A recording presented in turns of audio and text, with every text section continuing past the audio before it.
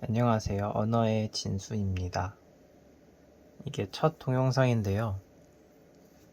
제가 워낙 다른 외국어를 좋아하기도 하고, 한국어로 말장난도 좋아하기도 하고, 그래서 외국어를 좋아해요. 그래서 좀 많은 언어를 한두 마디씩은 좀 다 많이, 이것저것 많이 배워본 것 같아요. 뭐 학교에서는 일본어도 배웠고, 뭐, 그러니까 몇 마디씩 할 수 있는 언어만 다 써보면은, 뭐 스페인어, 러시아어, 뭐 힌두어, 그러니까 물론 이런 건 전문적으로 못하고 한두 마디 하는 거, 뭐 몽골어, 터키어, 뭐 히브리어, 아랍어, 좀 웬만하면 한 마디씩은 어디죠? 그 하나, 헝가리어도 있고. 언어를 좋아해서, 그리고 특히 외국인이, 우리 한국 사람들도 옛날에, 뭐 지금은 너무 이제 한류 때문에 외국인 분들이 한국어를 잘하지만, 옛날에는 외국인 분이 한국어를 하는 거 보면 정말 다들 와, 너 한국어 어떻게 해? 하면서 정말 기분이 좋잖아요. 그만큼 모국어를, 낯선 이에게서 모국어를 듣는다는 그런 것은 기쁨을 많이 주는 것 같더라고요. 그래서 외국인을 만났을 때 그 사람 모국어를 했을 때 그 사람이 이제 기뻐하는 모습, 이거를 보고 싶어서 한마디씩은 다 많이 연습해서 써먹어 봤었는데, 그때마다 참 기뻐하는 모습을 많이 봤어요. 그래서 아무튼 저는 외국어를 참 좋아하는데, 한국도 참 이제 글로벌화 되기도 했지만 옛날부터 참 영어의 중요성을 많이 강조를 했었죠. 영어의 중요성을 많이 강조를 했는데, 아무래도 이제 한국에서는 성적 줄 세우기를 해서 대학을 보내는 목적으로 하다 보니까 점점 좀 현학화? 조금 너무 어렵고 문법 위주고, 다 아시죠? 굉장히 비판을 많이 했으니까. 근데 그것도 필요하다고 생각은 하는데, 좀 언어로 받아들일 여자친구한테 카톡이 오는데, 언어를 언어로 받아들이지 못하게 하는 것 같아요, 이런 과정이. 그래서 좀 그런 걸 한번 해보고 싶었어요. 언어를 언어로 받아들이도록, 언어로 받아들이자.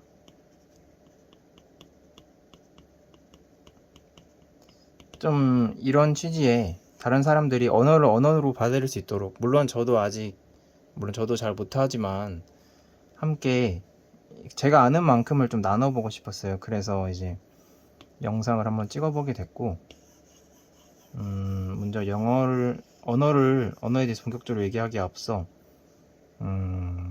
다양한 언어를 배우는 거의 중요성에 대해서 잠깐 얘기를 하고 싶어요. 저는 이제 당연히 학교에서 영어를 배웠고, 일본어도 제2외국어로 들었어요. 그런데 일본어는 사실 뭐 그냥 배우는 정도? 그냥 학교 배우는 정도? 그런데 제가 수능을 마치고 그 제2외국어 수능 문제를 이제 가져오잖아요. 수능 문제가 아니었나? 모의고사였다. 모의고사 문제집을 받아놨는데, 미리 이제, 수능 끝나면 한번 외국어를 하나 더 공부를 해봐야겠다, 그런 생각을 하고 이제 이 제2외국어 모의고사 문제를 집에 가져다 놨는데, 이제 수능이 끝났죠, 행복하게. 그리고 뭘 배워볼까 이제 그 당시에 고민을 했는데, 한번 쫙 봤어요. 막 이런 거 여러 개가 있죠. 유럽 언어들 있고, 뭐 아랍어도 있고, 이런 동남아시아 언어들도 있고, 다양한 언어가 있었는데, 이제 그냥 그때 저의 생각에는 스페인어나 프랑스어, 이런 언어들은 알파벳을 똑같이 쓰잖아요. 그래서 이거는 헷갈리겠다라는 생각이 그때는 들었어요. 지금은 전혀 안 그렇지만 헷갈리겠다는 생각이 들었고, 이 아랍어랑 동남아는 아예 글자가 너무 다르니까 이것도 좀 어려워 보이기도 하고, 그래서 좀 유사하지만 좀 다른, 확연히 구별이 가는 러시아어를 배워야겠다, 이 생각이 들었어요. 그래서 이제 러시아어를 굉장히 열심히 나름 노력을 해봤는데, 러시아어가 이제 물론 모든 언어가 그렇겠지만 이게 정말 변화무쌍하고 어렵더라고요. 정말 어려워서. 그래서 이제 대학교로 갔는데 거기 러시아 학생들이 있는 거예요. 그래서 러시아, 그래서 당연히 전 러시아어를 좋아하니까, 특히 러시아어가 정말 소리가 정말 예쁜데 제 기준에는, 이건 나중에 이야기하고. 그래서 러시아 친구들하고 많이 어울리려고 노력을 했고, 근데 그래도 힘들더라고요. 이렇게 제가 이렇게 있으면 제 옆에 그 언어를 완벽하게 구사할 수 있는 친구가 있어도 그게 습득하는 거랑은 정말 다르다. 습득이 되지 않는다. 그런 거 많이 느꼈죠. 그래서 러시아를 한번 다녀와야겠다. 아무튼 그래서 러시아에 결국 다녀오게 되고 러시아어를 어느 정도 하게 됐어요. 물론 지금은 많이 까먹고 있지만 그래도 러시아 사람들하고 얘기하면 너 러시아 사람이냐고 할 정도로 그 발음이나 이런 인토네이션이랄까? 그런 부분은 좀 잘 해서 진짜 잘한다는 얘기 많이 듣는데, 아무튼 물론 이제 당연히 러시아어 전공하신 분들에 비해 하잘것없는 실력이겠지만, 그냥 결국 이 얘기를 한 게 뭐냐면 그런 거 있잖아요. 차원이라는 게 점이 모여서 선이 되고 선이 모여서 면이 되고 그 다음에 이제 3차원 이렇게 되잖아요. 그런 것처럼. 근데 왜 그런 거 있잖아요. 그런 얘기가 있거든요. 3차원의 1차원의 존재는 2차원을 보지 못하는데 2차원에 와서야 이제 점이라는 그 아래 차원을 볼 수 있고, 이제 이런 면이 돼서야 선이라는 것에 대해서 존재를 볼 수가 있겠죠. 이 위에 선이 있으니까. 그리고 이제 이런 Z축이 생겨서 Z축이 이렇게 위아래 좌우가 다 생겼을 때 이제 면이라는 게 보이잖아요. 위아래가 보이니까. 그런 것처럼 이제 영어와 한국어, 이제 이걸 축으로 설명하자면 영어와 한국어를 할 수 있을 때 볼 수 없었던 이제 러시아어라는 이게 하나 더 생기니까, 이게 이 언어라는 거를 이렇게 위에서 내려다볼 수 있게 되더라고요. 조금 객관적으로 본다고 해야 되나? 좀 위에서 볼 수, 메타인지 요즘 핫하잖아요. 메타. 근데 메타가 뭔가 하나 더 위에 있는 이런 뜻으로 대략 알고 있는데, 메타인지가 생각에 관한 생각이잖아요. 예를 들어 생각은 오늘 지금 내가 치킨 먹고 싶다 라는 게 이제 생각이라고 하면은, 생각에 대한 생각은 내가 치킨을 먹고 싶다고 생각하고 있네? 내 생각에 대해서 이제 제3자의 입장에서 인지를 하는 거죠.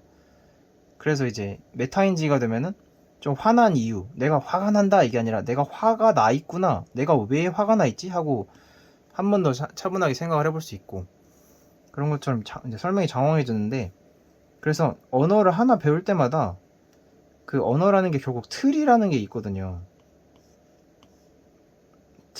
뭔가 이렇게 틀이 있어서 그걸 통해서 모국어를 바라보고 또 이 각자의 언어를 바라보기 때문에 이게 두 개만 놓고 봤을 때 알 수 없는 그런 거를 훨씬 객관적으로, 벌써 두 개가 생겼죠? 이거 좀 황당한 비유긴 하지만, 그런 것처럼 마음에 드시는 언어가 있다면 하나를 더 배우는 게 도움이 될 것 같아요. 예, 그런 이야기를 하고 싶었고, 오늘은 그냥 가장 간단한, 그러니까 저는 또 생각한 게, 예를 들어서 리스닝, 듣기가 잘 안 되잖아요. 근데 아만 보라는 말이 있잖아요. 아는 만큼 보인다. 근데 이게 듣기에도 똑같이 적용이 되거든요. 아는 만큼 들린다. 내가 모르는 단어를 제가 알아들을 수는 없거든요. 그래서 물론 이제 이렇게 모르는 단어가 나와도 문맥상으로 해석이 가능한 것처럼 듣기도 똑같이 적용이 되지만, 중요한 것은 이 내용들을 제가 먼저 알고 있어야 되는 거죠. 그래서 듣기도 그렇게 되고, 그런데 이제 이 아는 거라는 게, 이 언어에 있어서 아는 것이란 조금 그냥 지식과는 조금 차이가 있는 것 같아요. 뭔가 조금 여기서 제일 중요한 것이 언어를 아는 것은 저는 결국 와닿는 거라고 생각하거든요. 와닿다. 이게 무슨 뜻인지, 정말 무슨 뜻인지 내가 와닿았을 때 내가 사용할 수가 있고, 내가 사용할 수 있게 되면, 와닿으면 사용할 수 있게 되고, 사용하게 되면은 들리거든요. 예를 들어서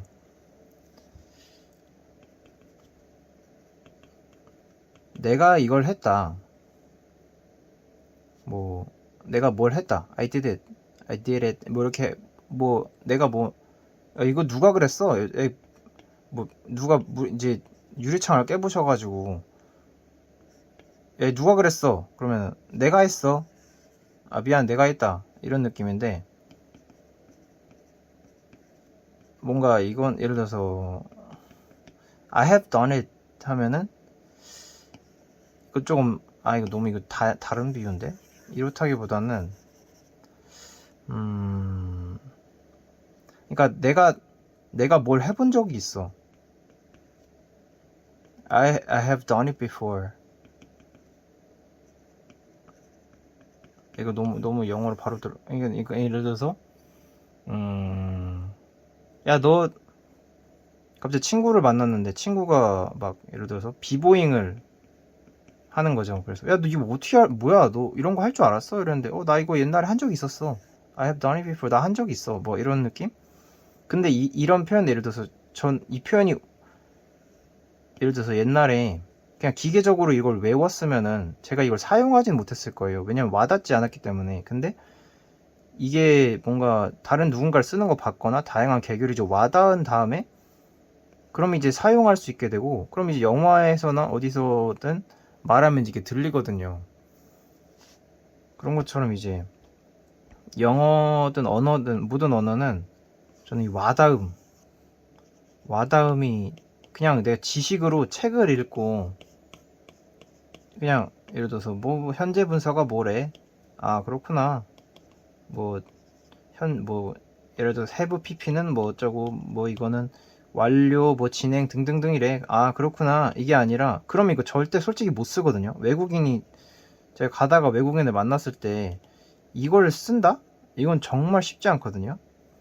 내 입에서 그냥 이렇게 말하는 거는 내가 정말 와닿아서 가슴에 와닿아서 그 표현이 뭔지 정확히 알 때, 그러니까 여기서 갑자기 그림이 생각났는데 이제 그냥 아는 거는 지식이죠.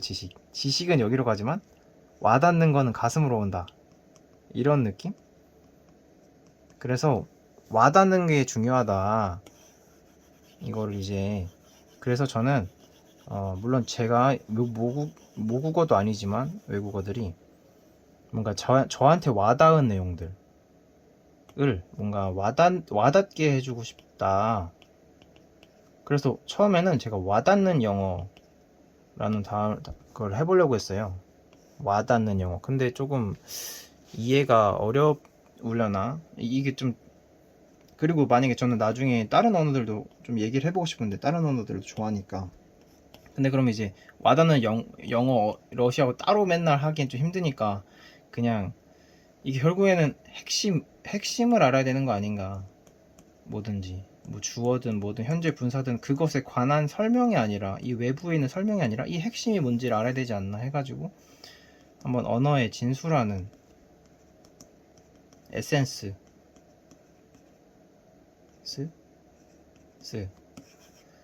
언어의 진수를 에센스 만나 검색 한번 해봐야죠. 또 그런 이름을 지었습니다. 그래서 언어의 진수라는 이 유튜브로 한번 함께 내가 정말 와닿아서 쓸 수 있고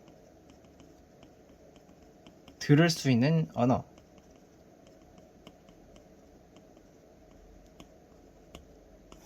한번 함께 익혀가 봤으면 좋겠습니다.